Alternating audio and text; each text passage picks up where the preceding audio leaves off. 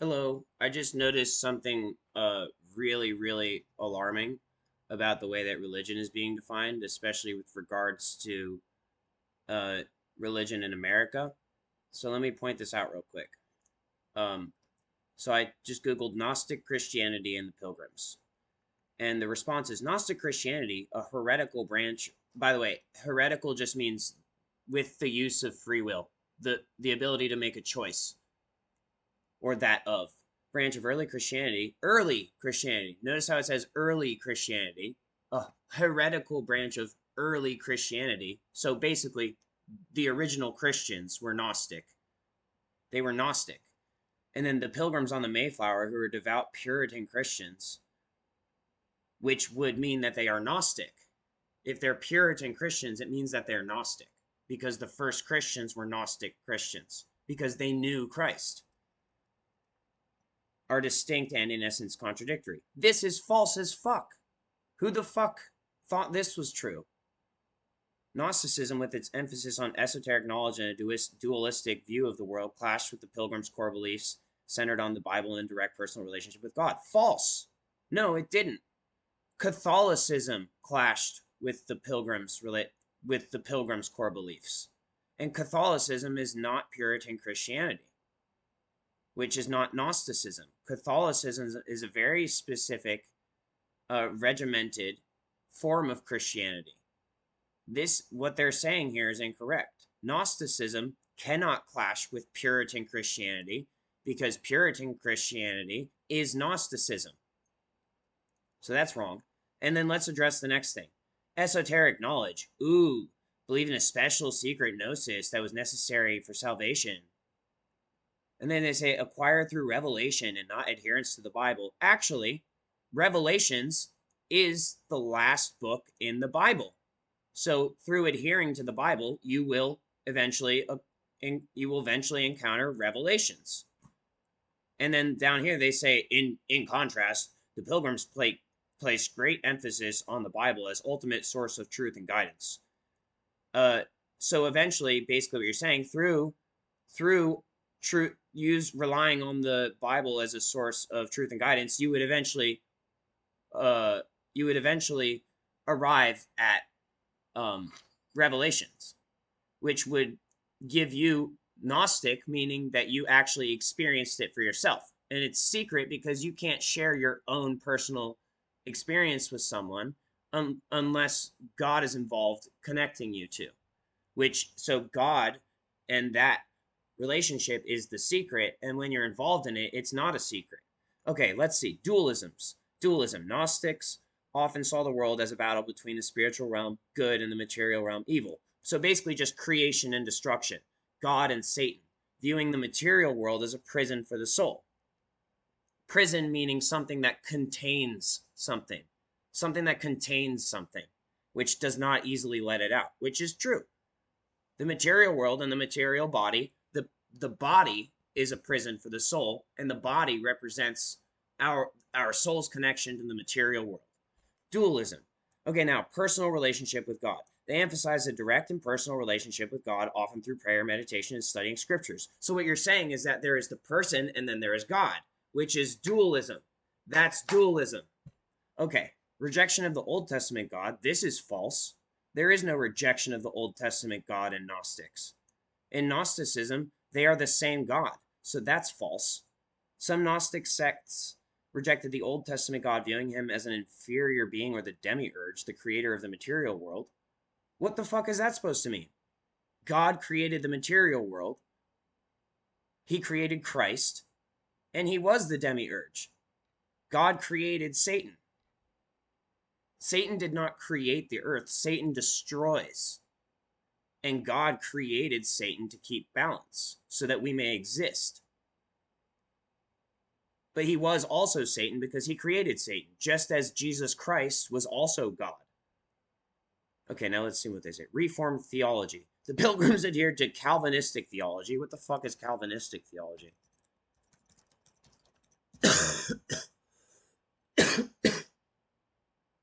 The sovereignty of God and salvation, and the Bible as the ultimate source of authority, otherwise known as an idol, you bitch. So that's wrong. The Bible is not the ultimate source of authority. God is the ultimate source of authority. And how can you have sovereignty of God? God is sovereign as well as intermingled. There's this. So basically, someone fucked up.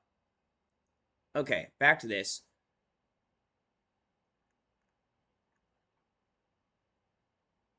Which emphasizes sovereignty of God. Predestination.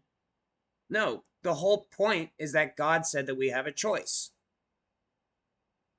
And the Gnostic Puritans would know that. The predestination is that eventually we will all return to God, no matter what, even after an eternity in hell, we will also be returned to God, because that is the promise. That is God's promise. And that's it. The importance of grace and salvation. Yeah, grace and salvation, such as experiencing the benefits of the material world as passing into the spirit world. All right, next. Docetism. Many Gnostics believe that Jesus was not truly human, but only appeared to be so, as a concept known as Docetism. All right, let's look that up.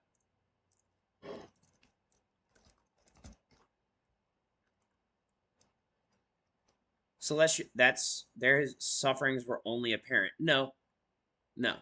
This is what they're referring to as a process known as transubstantiation, and that his body was indeed different from others, but it was actually just in a pure form. It was a holistic, pure body. It's like if I walked into a room full of lepers, they would say his body is made of something completely different, and therefore he doesn't experience suffering in the same way.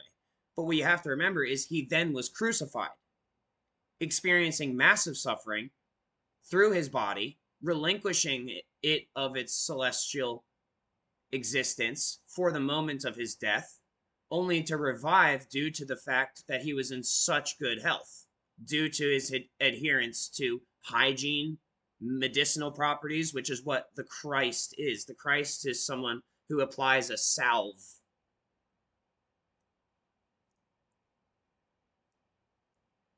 And he was truly human, but he was also truly God. So someone wrote that wrong. Scriptural interpretation. They believe interpreting the Bible literally and seeking to live according to the teachings. How else are you supposed to interpret a literal text? It is a work of literary being. It is a literary work. How are you supposed to interpret it any other way than literally if it is a literary work? And also, reminder, the Bible, when you hold the Bible in higher reverence than you do to God itself and your personal relation through dualism to God, you are treating the Bible as an idol, which we were warned about. It literally says in the Bible that God said, "Have no other God before me and have no idols. Have no idols before me." And the Bible is even the 10 Commandments are a literal, if you treat them as being higher than God's word to you specifically, then you are treating it as an idol and you are allowing it to control you, which is called religious oppression. View of the material. Wait, hold on.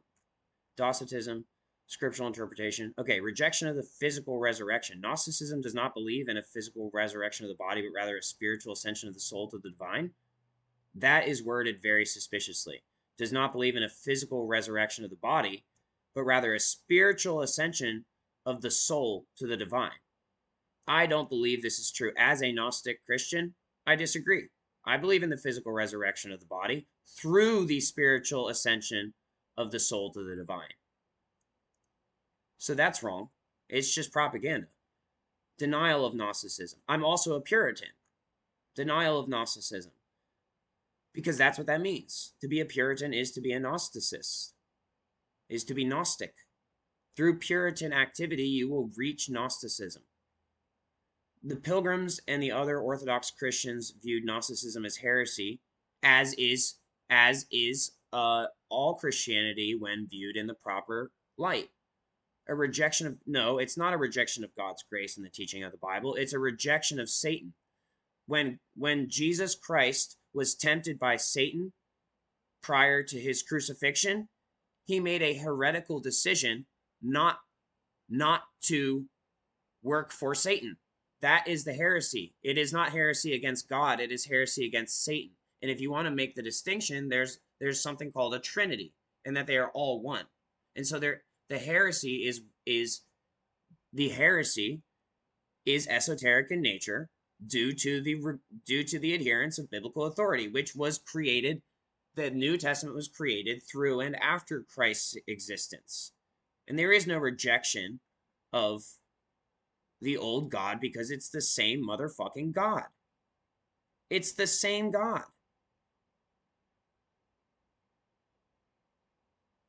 There's no rejection of God's grace. Unless you want to interpret it as that Satan is God also, and that Christ refused to allow himself not to be crucified, when in fact that was Christ's whole point, was that he was going to do everything perfectly and still be crucified and then resurrect and then enact judgment. So, you got to really understand when you split it up like this and you say that they're not the same thing, that's an obstruction of justice, contrasting beliefs, because how are you supposed to experience freedom from religious oppression when these dichotomies are being employed that are inaccurate and frankly untrue, except for the fact of realizing that with dualism you can achieve the radical acceptance of these explanations to be in direct contrast between my relationship with God. That's dualistic, but it is also about my personal relationship with God. My personal relationship with God is dualistic. Contrasting beliefs. Source of authority: Gnostics emphasized esoteric knowledge, while pilgrims emphasize the Bible. Well, through emphasizing the Bible, you will reach revelations, which then results in esoteric knowledge. Salvation, nature of salvation. Gnostics believes in spiritual enlightenment through knowledge, while pilgrims believe in salvation through grace and faith in Jesus Christ. So basically, by knowing Christ, through grace and faith in Christ, by knowing Christ, which is the same thing as spiritual enlightenment through knowledge. View of the material world. Gnostics viewed the material world as inherently evil, while the pilgrims believed it was created good by God. It's both. It is inherently evil because there is destruction. Destruction everywhere. There's destruction everywhere in the material world because God is constantly creating the world. God created the inception and is now constantly creating the world, and so it is good, and so there is a balance. These are not opposing views. These are two sides of the same view, which must be understood through your personal relationship with God. View of Jesus. Gnostics often downplayed Jesus' humanity or rejected his physical resurrection. False.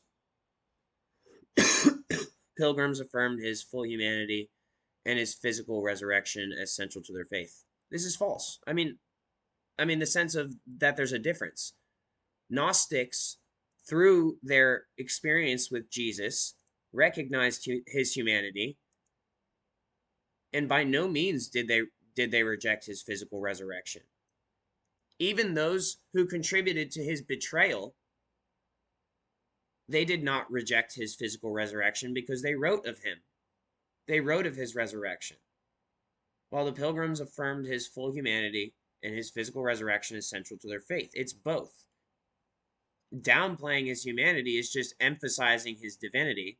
And by rejecting his physical resurrection, you're simply saying that he never died anyway because he is one with the spirit, and physical death is not actual physical death because it was simply a state of homeostasis, that he was in a state where his vital signs were at zero, but as one who through Puritan activity recognizes a Gnostic relationship with God, they would understand that as the Christ, he had the ability to create a salve, which is where salvation comes from, that would put him in a state, also through the crucible, that would put him in a state of homeostasis in such a placid instance that it would he would appear to be dead, only for through the chemical reaction completing over time in his inert body to restore his vital signs. This is well documented in history. This is possible. In fact, it is used by assassins. This technique is used by assassins. Look at the Japanese ninja, the Mujahid, which is where he went next, by the way, to judge from the quick and the dead. What do you think that means as an individual? It means that if you're not quick enough when he tries to judge you, you will end up dead. And if you're quick enough, then hey, you clearly have something going on for you. In essence, Gnosticism was a rejection of core Christian beliefs. False. It is an acceptance of core Christian beliefs and an adherence to that, because you know that is what Gnostic is. Diagnostics. Because Christ was a doctor. While the Pilgrims were deeply committed to traditional Christian teachings and values, which include core Christian beliefs and a heretical decision to not serve Satan but rather serve God, which just means it's literally the Hippocratic Oath. It's literally just saying, I promise to help people, not hurt them. It's just the Hippocratic Oath. That's all it is. It's being a shaman. It's shamanistic behavior, which includes not just the Hippocratic Oath, but also the spiritual oath as well, of I will then not only treat people's bodies, but I will treat people's souls as well. Their contrasting theological frameworks make any connection or overlap between them highly unlikely. Well, guess what, bitch? No matter how unlikely it is, it's real. They have 100% connection and overlap. And that's what pisses me off about this stupid fucking system that we live in today. Because this is exactly the type of bullshit that qualifies as religious persecution. It's propaganda by Satan, and it qualifies as religious persecution. And the only reason that it's tolerated is because it's all a test for the afterlife. It's all a test for the afterlife.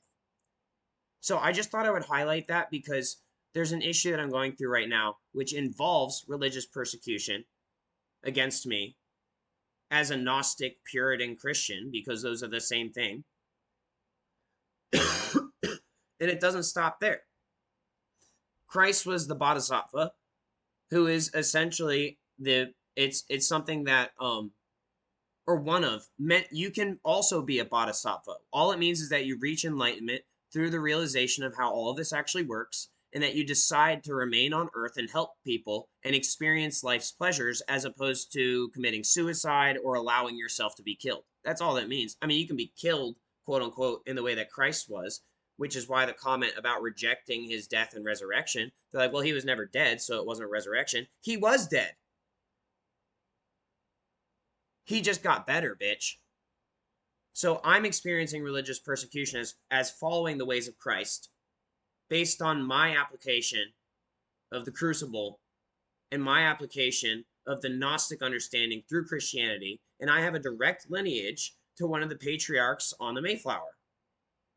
So all of this shit needs to get clarified, or everything needs to go away. And that's what Revelations is all about. And if you look at the last page of Revelations, Jesus Christ is the bright and early morning star.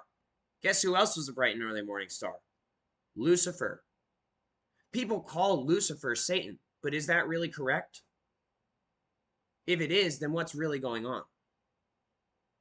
So I encourage you to think more deeply about these principles and potentially clarify them for people, as opposed to obscure them.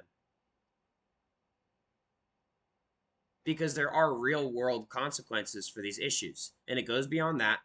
And eternity is real, infinity is real, and the afterlife is real.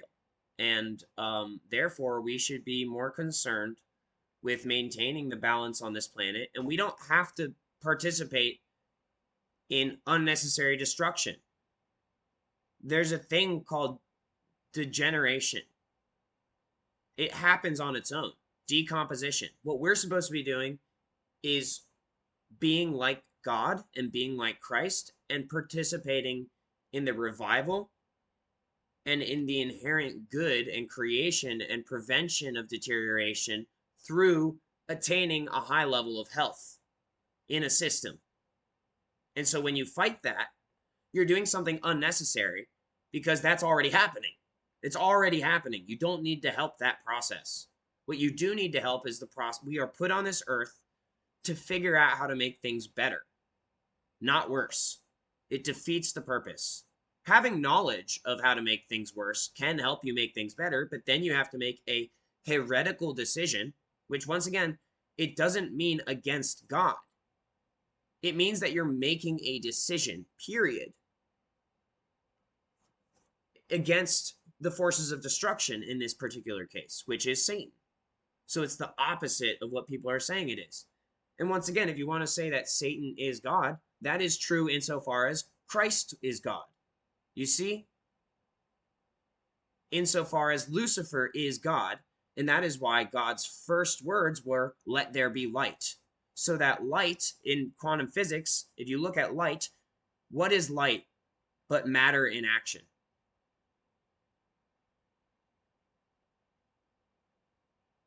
And I'll let you sit with that thought. I'll let you sit with that thought, and I'll let you do your own thinking. But I want you to be aware of what's happening because it's very serious. Amen.